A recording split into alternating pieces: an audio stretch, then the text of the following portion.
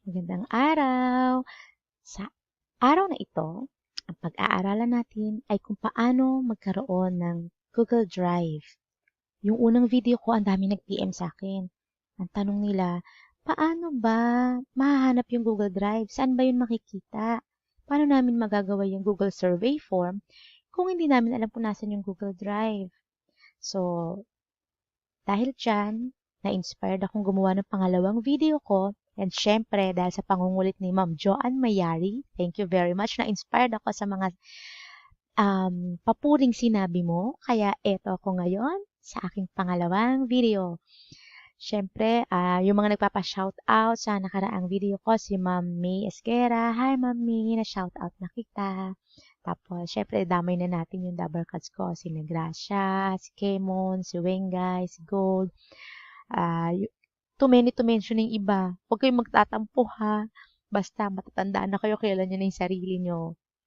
And syempre, wag natin kalimutan yung mga nanood, nag-like, nag-share, at nag-subscribe sa aking unang video, Ma'am Charmilyn. Thank you sa pag-subscribe.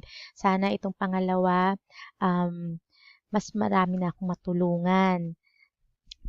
Kahit papano, sana matulungan ko nga kayo at punta na tayo sa ating pag-uusapan. Ito ang Google Chrome.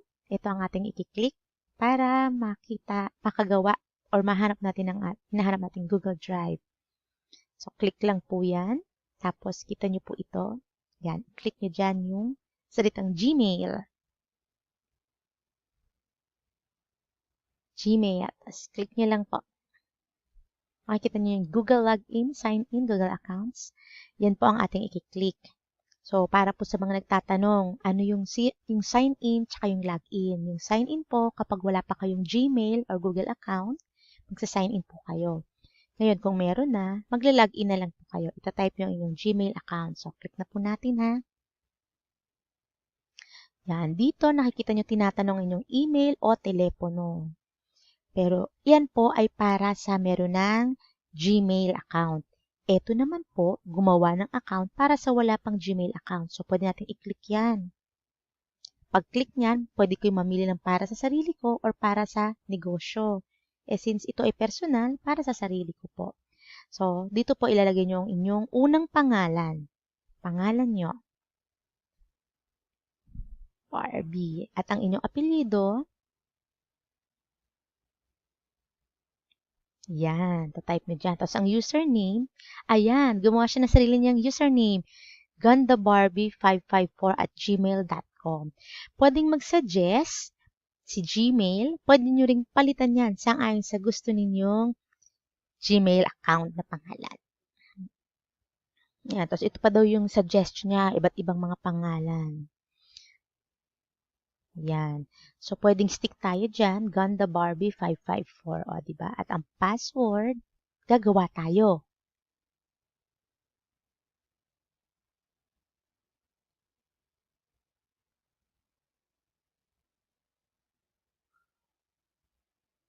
Okay, so, type nyo dyan, tapos sa kumpirmahin, the same password pa rin po ilalagay nyo. So, click nyo lang to para makita nyo kung anong sinulat yung password. Diba? Para ganun ulit. Tandaan nyo po kung kailan kayo nag-cap, nag-cap letter, at nag-small letter, at kung ano yung, kung kailan kayo nag-space or underscore, ganun. Dahil kailangan parehong-pareho po. Okay? Tapos, i-click nyo lang yung susunod. Basta sundin nyo lang po kung ano yung sinasabi ni Google. Makaka-create na po kayo ng sarili nyong Gmail account. So, ako, meron na po kasi akong Gmail account. So, doon na lang ako sa mag-sign in na lang. Diba po? Yan. Pwede rin naman bumalik tayo dito. Click natin yan. Babalik tayo dito. Yan. Dito, itatype po natin dito kung ano yung ating Gmail account, tapos pipindutin natin yung susunod. Ang susunod po niyan, lalabas yung password naman ang ilalagay dito. Tapos, susunod lang din ulit. Sundin nyo lang din po kung ano yung sinasabi po nitong sign-in process po na ito. So, type na natin ha, para makapunta na po tayo sa mga susunod pa. Yan, natapos na po natin ilagay ng aking account. Punta po tayo dito sa tuldok-tuldok na yan. Click nyo lang yan.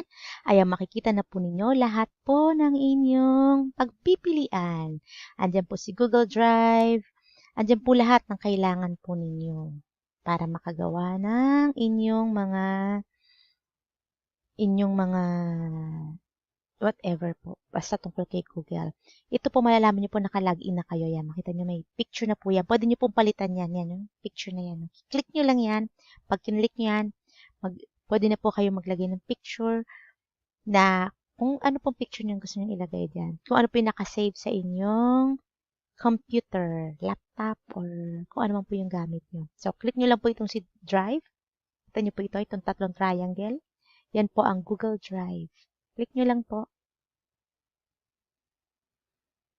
Tadaan! Andito na po tayo sa ating Google Drive.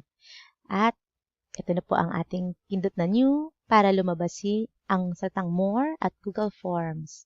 At dyan na po nagtatapos ang ating maikling talakayan o maikling palabas kung paano mahanap ang inyong Google Drive. Marami po salamat. Sana kahit paano makatulong po itong aking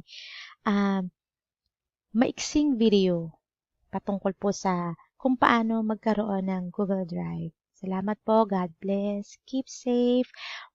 Don't forget to like, share, and of course, subscribe. Thank you very much. Salamat po. God bless.